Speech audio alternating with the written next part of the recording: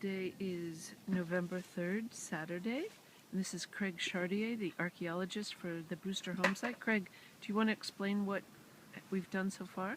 Yeah, we're starting to open up the entire site out here around the house. We're trying to locate exactly where the house was that we know was out here in the 19th century, and we want to find out if the house that was here in the 19th century is the same thing as the house that was here in the 17th century, if it's been continually occupied since Elder Brewster was out here, or if not, if there's other traces of Elder Brewster and the Brewster occupation out here on the same site.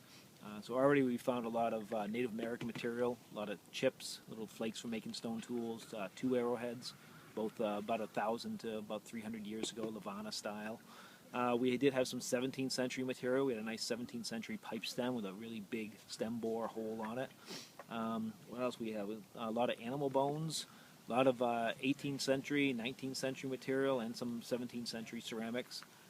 Just today we've been exposing the area around the hearth, so it looks like it has a pretty good size hearth. And we also found the south wall, what we think is the south wall of the house, which looks like it's maybe about 2 feet wide or so, made of split granite pieces. We've just started exposing it, so we're hoping that over the next course of the rest of today and into next week we'll be able to trace the length of the wall and actually find out how big the original house was that was out here. So, and then be able to compare it with some other sites and see if it matches up. And what about the hearth that people are digging over here? Yeah, it looks like it's a nice big either 17th century or early 18th century hearth. Kind of looking just like the one that's up at the Howland site up in Rocky Nook, which dates to really late 1630s. So it's got a lot of similarities to it.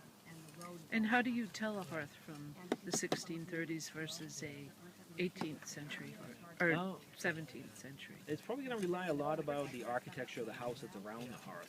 A 17th century hearth like this should be a really big, wide hearth. Like the one up there at the house site. I think it's something like 8 feet wide. So it's a big monster hearth, and it's against one wall of the house. And this is turning out to be quite big also. It is. It's still going. So that's modern, isn't it? Oh yeah, it looks like some springs. Yep. We'll save them. Put them in the bag. We'll save them. And what did you find today? Sewing needles? Yeah, we found 2 sewing pins. So little pins that you use for holding fabric in place when you're sewing. Cool. One of them was silver, and the other 2 were brass. And look like they're all handmade, hand-wound heads. Get out of your way.